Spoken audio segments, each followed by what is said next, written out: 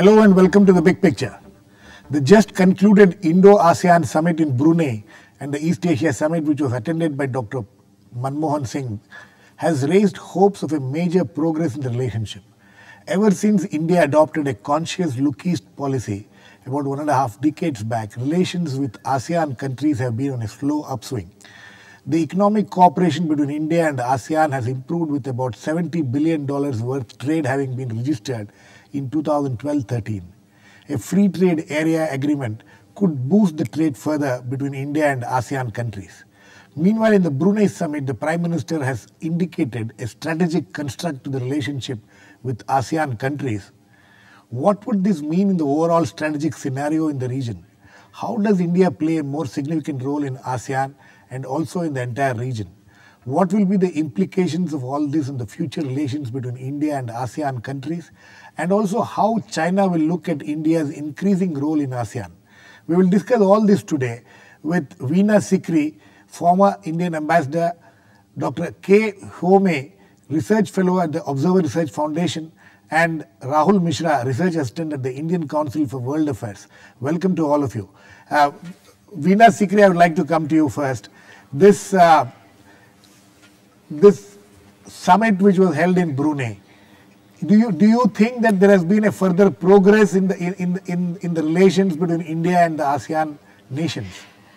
I think both these meetings were very significant, the 11th India-ASEAN Summit and the 8th East Asia Summit.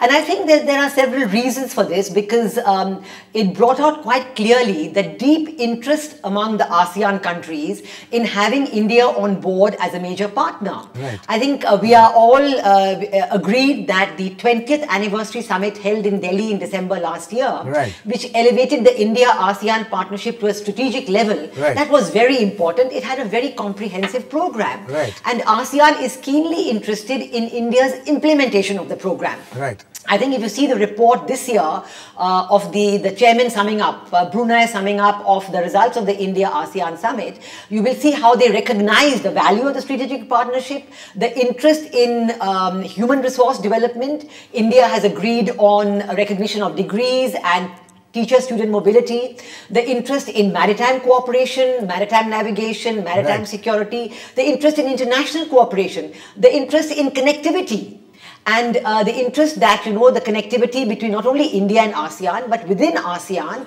and then India, ASEAN, right to the South China Sea. Right. These are great momentous changes. They recognize the importance of trade. We now have a services and investment agreement.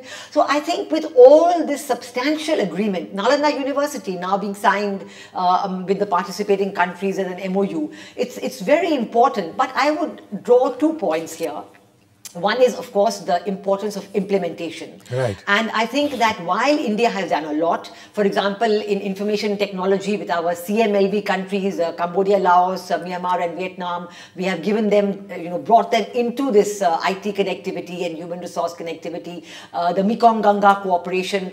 But still, I think in the implementation in terms of building roads and bridges and getting that physical connectivity, it's going slow. People-to-people connectivity, institutional connectivity is perhaps going faster.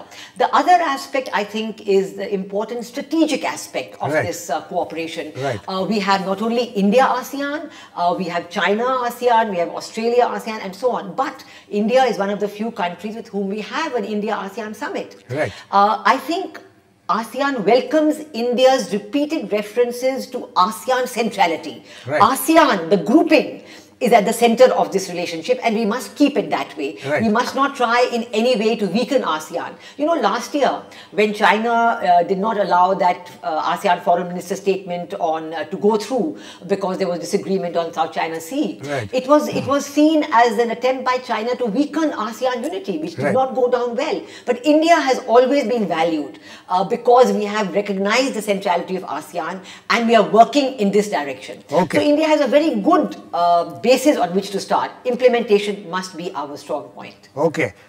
We are now joined in by Dr. Srikanth Kondapalli, professor in Chinese studies at the JNU. Welcome, Dr. Kondapalli. Srikanth Kondapalli, what I want to ask you is, when the Prime Minister says that, we are going to have, when he talks of a strategic concern, construct between India and the ASEAN countries. What does it mean by that? How is it going to, when we talk of ASEAN, inevitably China comes into the picture. Two things which I want you to address. One is, what is the strategic construct which the Prime Minister is talking about? Second thing is, as far as China, South China Sea, and the problems of the ASEAN countries with China on that issue, where does India stand? Number one, on the issue that you raised on the Prime Minister's strategic construct. Yes. I think India needs to learn a lot from the ASEAN countries in terms of the community building process. Right. Please continue. Secondly, in terms of the free trade area that we have cobbled up with the ASEAN. Thirdly, in terms of the economic growth rates that they have been able to maintain and the infrastructure development.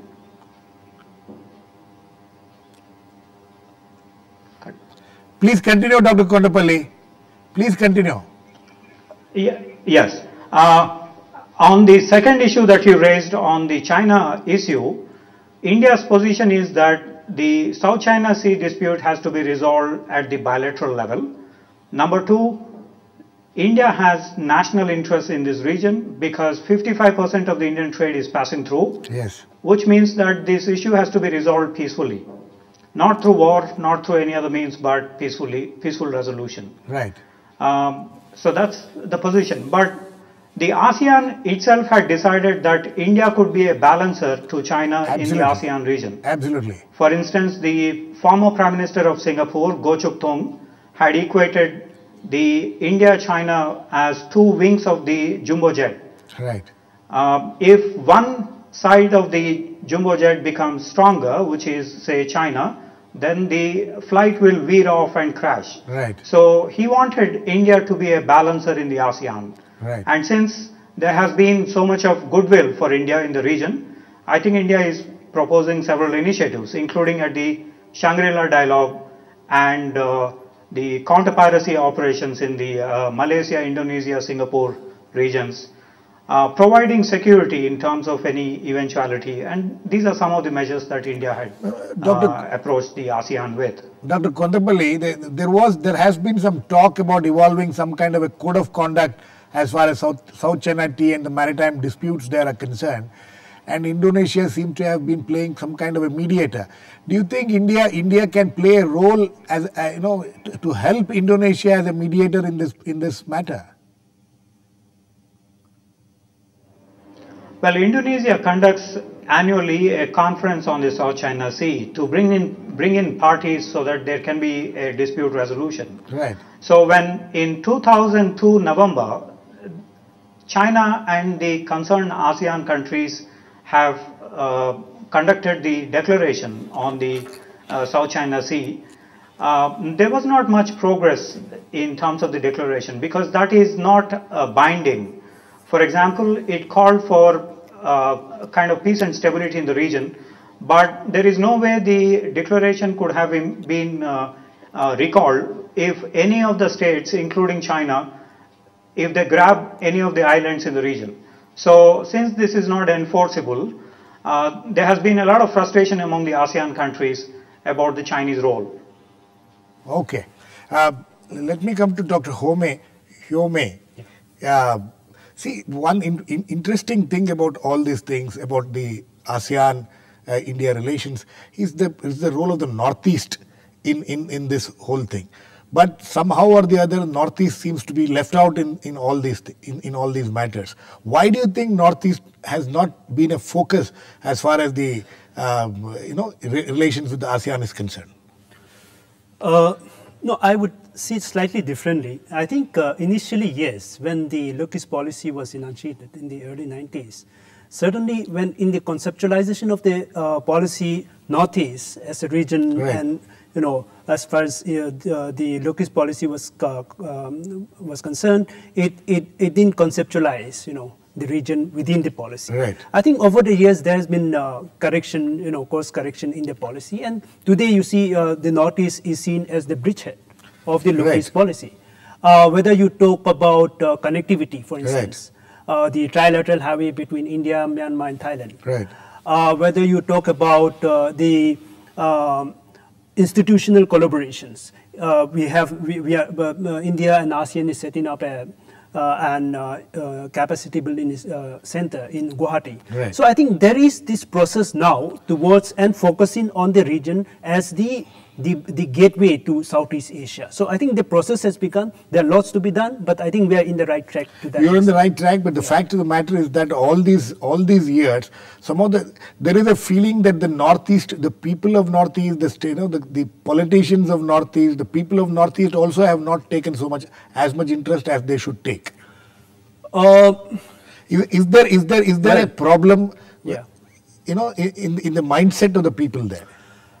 No, I don't think so. I think, on the contrary, I think people are quite interested to open up. Yes. You see, I think people. Why is it, then is it a problem on the part of the government of India not to take that more seriously, or what is it? See, I think it has to do with the historical circumstances in which the whole policy as far as the Northeast was concerned and vis-a-vis New Delhi is concerned. Right. I mean, for decades, we had a troubled relationship. Right. I mean, the security issue was the prime, or the prism in which the Northeast was seen, and therefore, the whole opening up also was a problem because of the security issues. Right. But I think with the change in policy as far as the locust policy is concerned, India's own interest to open up, its borders to the neighboring countries, right. I think that has completely changed the perception of the people on the ground also in the region also. And there is a lot of aspirations and expectations from the people in the Northeast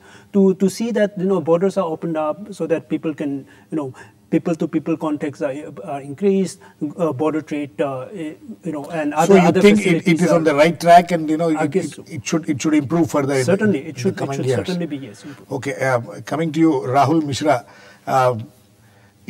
One of the things which the Prime Minister said in the after the summit is that India is going to open in Jakarta a separate ASEAN consulate, or even we'll have a mission. We may even have an ambassador there. How important is this in terms of improving the entire relations? I think that's very important to set up a mission there in Jakarta, to look at the ASEAN as a unit, as a multilateral unit, yes, with which India has been cooperating for the past 20 years. Now the point is that over these years, India has looked at these countries of Southeast Asia bilaterally, and as well as ASEAN. Right. Now I guess the time has come where you have to engage with ASEAN through a number of channels: economic cooperation, strategic and political aspects, non-traditional security, connectivity issues. So on all these fronts, you need to have a nodal person who can deal with the issues on a day-to-day basis and report back to the headquarters here in Delhi. Right. And communicate whatever policy options or decisions that are taken in Delhi up to the ASEAN Secretariat in Jakarta. Veena, Sikri, you think this is a very significant step forward? I think the significance of this step lies in the focus it brings to the India-ASEAN relationship. I think the focus will now come much more on implementation. Because what you were just discussing with Dr. Yhome about the Northeast, let me tell you that the problem is the people of the Northeast are very interested. They will benefit a great deal, and they know they will benefit a great deal. But where is the implementation of the proposals regarding the roads and the transit arrangements and the transport arrangements? Now, one of the recent decisions Dr. Manmohan Singh mentioned in his speech that maybe we could have with ASEAN a transit and transport agreement. Right. This would really help, but somebody needs to push it through. Somebody needs to make sure it happens within the next few months. And then you would have great interest, because trade can move straight from the Northeast to the South China Sea. Right. It would create a tremendous amount of interest, and real interest, not just border trade, which is small in quantity, but huge, high volume, and it would lead to infrastructure development, investment. So these kind of proposals to be pushed through, both with Government of India and with the ASEAN Secretariat in Jakarta, these would be greatly benefited by having a separate ambassador in Jakarta. We have the same practice, for example, in Paris and some of our other missions, even Brussels, for example, with the EU. So I think this is a very significant step forward that the Government of India has taken, long overdue. Dr. Kondapalli, when it comes to when we are talking of strategic cooperation with these countries, do you think it will be more useful to have bilateral cooperation with the countries of the ASEAN, or as a bloc, you think it is practical to have a strategic cooperation with the ASEAN as a bloc? I think India needs to evolve both at the bilateral as well as the multilateral level. Bilaterally, India has very close contacts with Singapore, Vietnam, and Indonesia, now Myanmar. Apart from the bilateral interaction, I think India needs to intensify at the multilateral level. Given the ASEAN consensus approach on many an issue, I think India also needs to explore the multilateral road, which the mission would have provided for the India-ASEAN summit meetings as well as the mission, proposed mission, would have worked for. I think we need to do a lot in terms of the infrastructure development, connectivity. Mr. Jaswant Singh opened up the Bamo-Kalema road some decade ago, more than a decade ago. I think we need to do, or we need to, even invite the Asian Development Bank to have connectivity before we are concerned with the inroads made by XYZ countries. Okay. So you think that, on both at the bilateral and the multilateral level, this could work, and how will China see all these things? How will China see the improved relations between India and the ASEAN countries?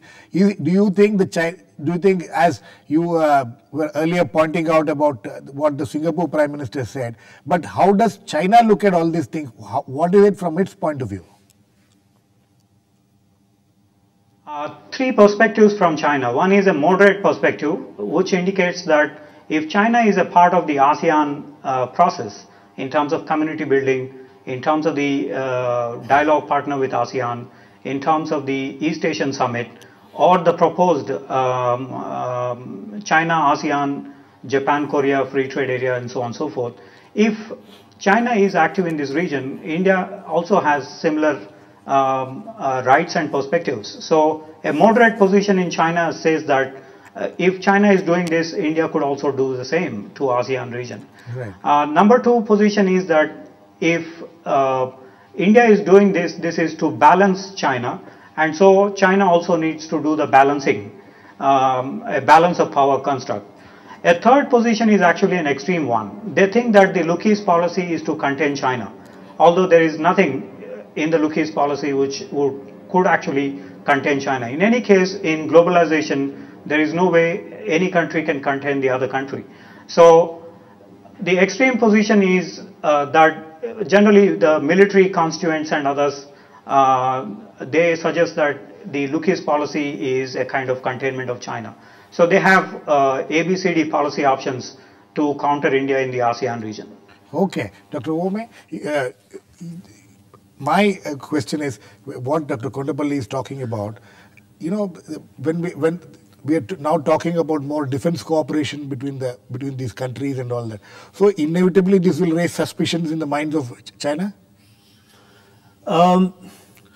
Yeah, certainly. But I want to comment on the point that you raised on the strategic, construct. I think it can be seen, in the backdrop of Xi Jinping's visit to Jakarta last, where you mentioned something about a new treaty between China and ASEAN, and then you had the Indonesian foreign minister saying something about a new treaty in the Indo-Pacific region. Correct. So I think it could be seen as a response to that also. But I'm sure this whole notion about the strategic construct between India and ASEAN certainly is something new, something that probably one has to dig out into what it actually means. But I think it has to evolve. It has to evolve. It has the content of it. One doesn't really know. But I think it's somewhere it's a response also to the developments that we have seen.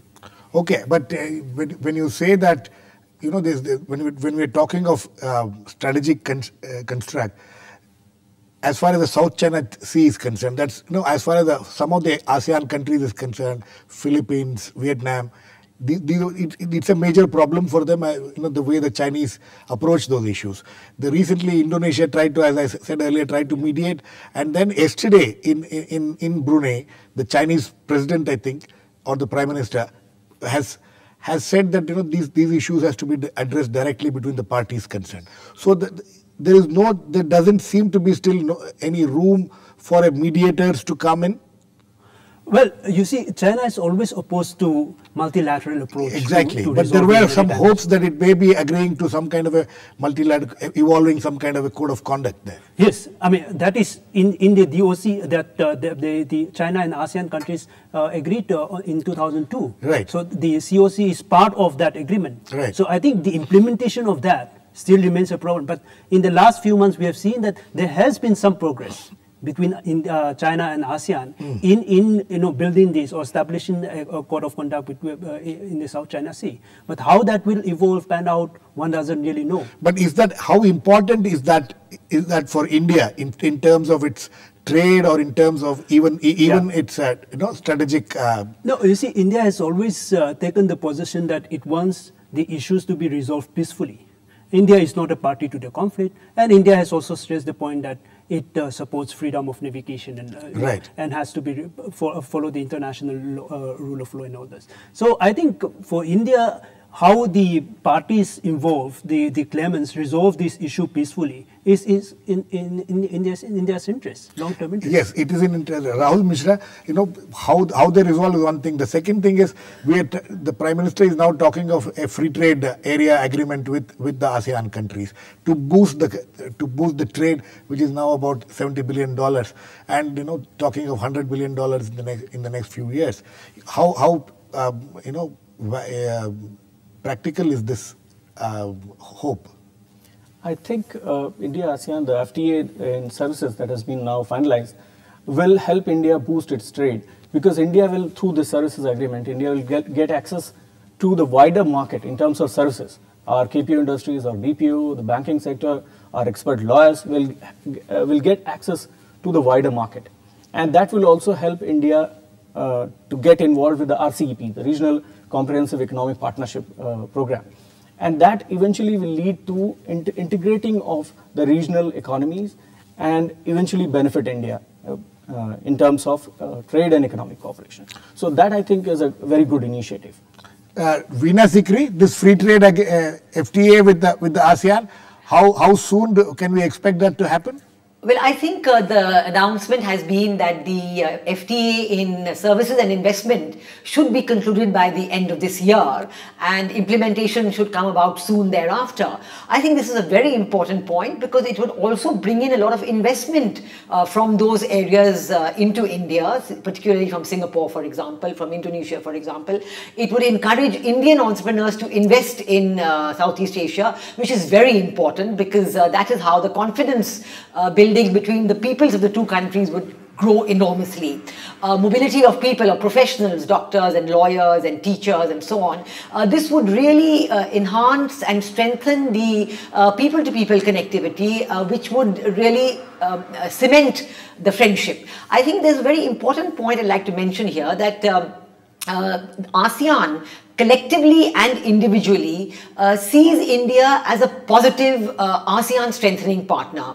The China perspective in ASEAN is very mixed. For example, as I said last year, when the events happened in Cambodia, a lot of them took it as China preferring the bilateral route as a move to weaken ASEAN solidarity, right, as a move to weaken the centrality of ASEAN in all the ASEAN processes. Now, India has never done anything like this. So, strengthening upon these statements that our Prime Minister has made, the concrete services and investment FTA would be a great booster in showing that we really mean business. But we must implement it very quickly. We must facilitate the implementation and make sure that within a few months, within a year at the most, the reality of this services and investment FTA comes to be known to all countries in ASEAN, and of course to Indian entrepreneurs and individuals. Dr. Kondapalli, this FTA is one thing. The second thing I want you to quickly address is about the role of about India's relations with Myanmar, how ASEAN can help in the relations between India and Myanmar. Well, now that there has been a democratic roadmap in Myanmar, one of the contentious issues between ASEAN and Myanmar is over, with the military junta paving the way for elections Right. 3 years ago. So since that issue has been resolved, now there is so much of focus, and also there is a number of countries, for example, Japan, Malaysia, Singapore, United States, India, European Union, have all been investing in Myanmar or have plans to invest in Myanmar. So I think the ASEAN-Myanmar-India relations are now much more stable from the perspective of the Myanmar-related issue. And I think with the recent visits conducted by India in Myanmar, we could probably see infrastructure development projects going on in this region, and should contribute to the further success of the FTA, proposed FTA. Dr. Kondapalli, the question which I was asking Dr. Yhome earlier about Northeast, whether how much Northeast could benefit from this, look east policy. Has it benefited as much as it should have, and what have been the roadblocks so far? I think Northeast need to be connected in much more structured manner through roads, railways, airfields, and even maritime connectivity between the two sides. There are proposals for example, gas pipelines and a host of other coastal development activities. But the problem is that these have not yet been implemented. There is a general consensus that, of course, if you have these infrastructure development projects, then possibly there will be more investments, more industries and so on and so forth set up, which would be beneficial for the Northeast region as a whole. Right. So the problem is of implementation. The problem is of carrying forward these projects in the region. Okay, and why is that problem still? Why does that problem still continue? Is it as I was asking Dr. Yhome earlier? There are some people who believe that the people of Northeast, the governments of Northeast themselves have not been so very enthusiastic till recently, or they are caught in their own. One of the reasons generally given by most.